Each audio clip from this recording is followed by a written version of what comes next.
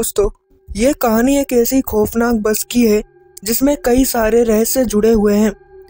कहानी शुरू होती है चीन की राजधानी बीजिंग से कुछ किलोमीटर दूर yuan Ming yuan bus terminus से।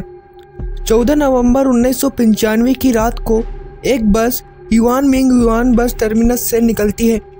ये बस उस राह से निकलने वाली आखिरी बस थी और इस बस का जो आखिरी स्टॉपेज था वो था शियांगशान, जिसे कि फ्रेगमेंट हिल के नाम से भी जानते हैं, और ये जगह हाइडन डिस्ट्रिक्ट में पड़ती है। और yuan Ming yuan bus terminus से फ्रेगमेंट हिल तक का सफ़र लगभग 16 किलोमीटर का था और इस बस का जो रूट था उसका नंबर था रूट नंबर 375। तो इस रूट से निकलने वाली आखिरी बस अपने तय वक्त पर निकल जाती है और जब ये बस yuan Ming yuan bus terminus से निकलती है तो उसमें बस 2 लोग थे, एक बस का ड्राइवर और एक लेडी कंडक्टर। तकरीबन 2-3 स्टॉपेज निकलने के बाद ये बस वहीं के एक बहुत मशहूर जगह समर प्लेस उसी के एक बस स्टॉप पर रुकती है। वहाँ से एक बुजुर्ग महिला, एक 18 से 20 साल का लड़का और एक कपल बस में चढ़ते हैं। जो यंग कपल होते हैं वो ड्राइवर के पीछे वाली सीट पर बैठ जाते हैं। वो लड़का भी दूसरी तरफ एक सीट पर बैठ जाता है और वो बूढ़ी महिला उस लड़के के पीछे वाली सीट पर बैठ जाती है। उसके बाद ये बस अपने अगले स्टॉप की तरफ चल देती है। अब इस रूट नंबर 375 की पूरी बस में कुल मिलाकर 6 लोग थे, ड्राइवर और कंडक्टर को मिला के, और ये बस अपने तय रूट के हिसाब से अपनी मंजिल की तरफ बढ़ रही थी। जिस रास्ते से ये बस जा रही थी वो रास्ता शहर से थोड़े आउटर पर था, जिसके कारण दूर दूर तक कोई गाड़ी दिखाई नहीं दे रही थी। पूरी सड़क पर एकदम सन्नाटा था क्योंकि आधी रात हो चुकी थी। उस सन्नाटे में बस की चलने की आवाज़ आ रही थी और क्योंकि नवंबर का महीना था तो हल्की हल्की धुंध भी फैली हुई थी। चलते चलते 2-3 बस स्टॉप गुजर जाते हैं और उसके बाद कुछ ही दूर चलने पर बस का ड्राइवर देखता है कि रोड के किनारे 2 लोग खड़े हैं और बस की तरफ हाथ दे रहे हैं, मानो वो बस में चढ़ना चाहते हों। लेकिन वे दोनों बस स्टैंड पे नहीं खड़े थे। तो पहले तो ड्राइवर ने ये फैसला लिया कि वो बस को नहीं रोकेगा क्योंकि वो दोनों बस स्टैंड पर नहीं थे। मगर जब उस बस की महिला कंडक्टर ड्राइवर से कहती है कि ये इस रूट की आखिरी बस है और इसके बाद यहाँ से और कोई भी बस नहीं गुजरेगी, इसलिए वो इन लोगों को बस में चढ़ने दें, तो इंसानियत के नाते बस ड्राइवर को भी ऐसा लगता है कि उसे बस रोक देना चाहिए और वो बस को रोक देता है। उसके बाद बस का दरवाज़ा खुलता है और वो दोनों लोग बस में चढ़ जाते हैं। लेकिन जैसे ही वो लोग बस में चढ़ते हैं तो ये पता चलता है कि वो 2 लोग नहीं बल्कि 3 लोग हैं। उन दोनों लोगों ने उस तीसरे व्यक्ति को अपने कंधे का सहारा देकर पकड़ रखा था और इसी के कारण वो बस में चढ़ने से पहले दिखाई नहीं दे रहा था। उस तीसरे आदमी का सर नीचे की तरफ झुका हुआ था, जिसके कारण उसका चेहरा साफ साफ दिखाई नहीं दे रहा था और बाकी के जो 2 लोग थे उनका चेहरा एकदम सफ़ेद था। उन तीनों लोगों ने चीन के ट्रेडिशनल कपड़े पहन रखे थे। उसके बाद ये तीनों आदमी बस के पीछे वाली सीट पर जाकर बैठ जाते हैं और फिर ये वहाँ से चल देती है।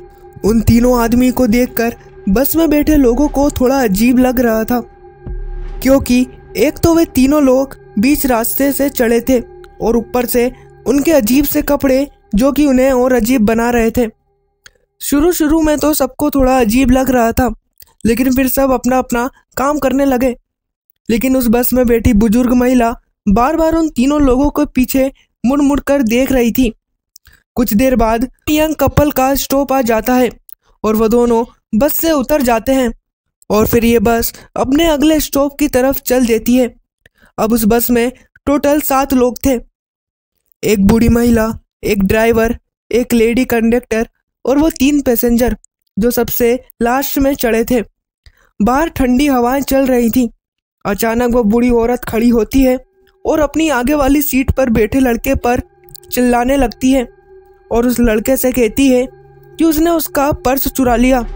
ये बात सुनकर उस लड़के को भी थोड़ा गुस्सा आ जाता है और वो भी उस बुजुर्ग महिला से बहस करने लगता है ये शोर सुनकर अब उस बस की जो लेडी कंडक्टर थी वो भी वहाँ आ जाती है और पूछने लगती है कि आखिर क्या हुआ है।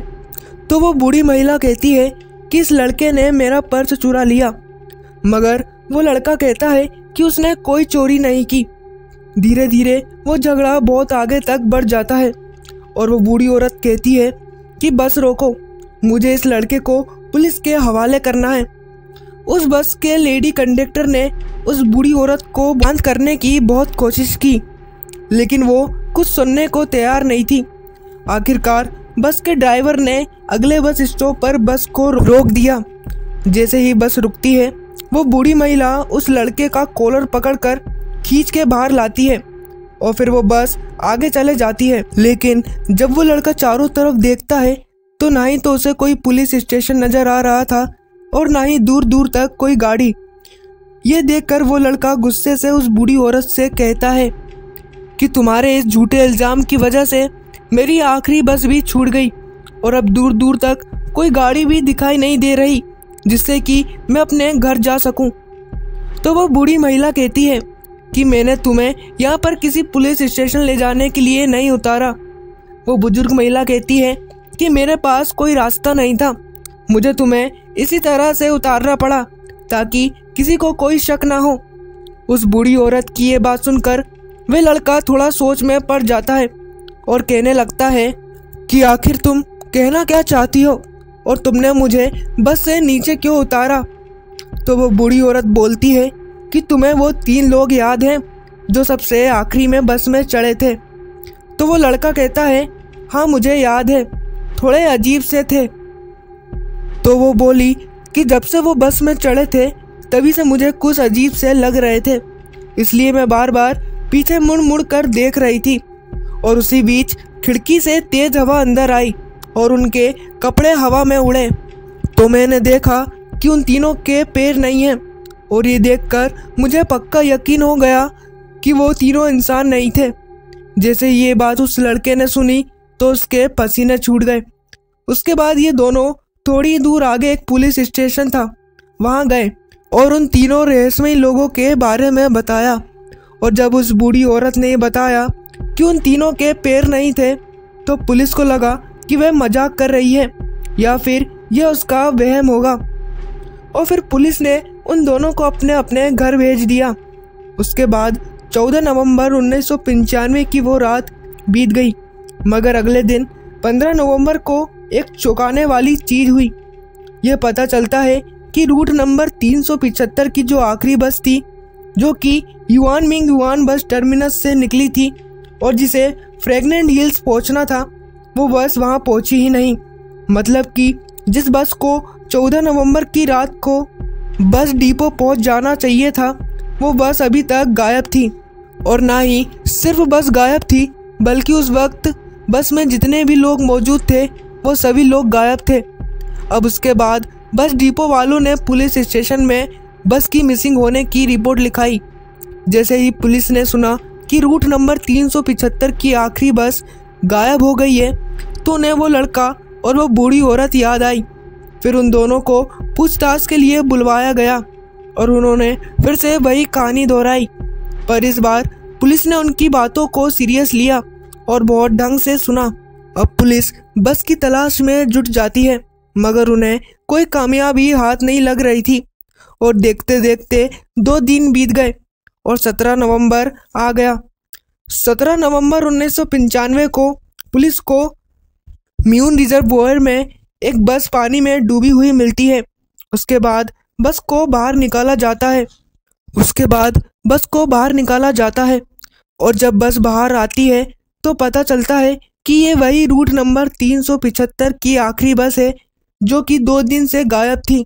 फिर जब बस के अंदर देखा गया तो उस बस के अंदर 5 लाश मिली, एक बस ड्राइवर की, एक लेडी कंडक्टर की और वो 3 लोगों की जो कि बस में चढ़े थे। लेकिन उन 3 लोगों की लाश देखकर पुलिस थोड़ा हैरान थी, क्योंकि उन 3 लोगों की लाश लेडी कंडक्टर और बस ड्राइवर की लाश से काफ़ी ज़्यादा सड़ी हुई थी, मानो उन्हें मरे हुए काफ़ी महीना हो गया हो, जबकि 2 दिन पहले ही ये बस और ये लोग गायब हुए थे। हैरान कर देने वाली दूसरी बात ये भी थी कि जहाँ पानी में ये बस डूबी हुई मिली थी वो फ्रेगनेंट हिल से तकरीबन 100 किलोमीटर दूर थी और बस में इतना फ्यूल ही नहीं था कि वो 100 किलोमीटर और ज़्यादा चल सके। तो आखिर फिर ये वहाँ तक पहुँची तो पहुँची कैसे? जब पुलिस उसका फ्यूल टैंक खोलता है तो पूरा फ्यूल टैंक खून से भरा हुआ था। ये देखकर सब लोग हैरान थे। उसके बाद ये छानबीन ऐसे ही चलती रही मगर इसका कोई फ़ायदा नहीं हुआ। इस घटना को हुए तकरीबन 30 साल हो गए हैं, लेकिन इन 3 सवालों का जवाब किसी को नहीं मिला। पहला कि वो 3 लोग जो बस में सवार हुए थे वो कौन थे? दूसरा कि बिना डीजल के वो बस 100 किलोमीटर आगे कैसे चली?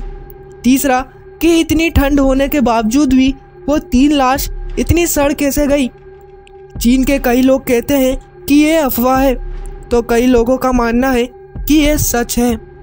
दोस्तों, अगर आपको ये स्टोरी पसंद आई हो तो वीडियो को लाइक और चैनल को सब्सक्राइब कर बेल आइकन पर क्लिक कर देना ताकि हमारी वीडियो आपके पास सबसे पहले पहुंच सके।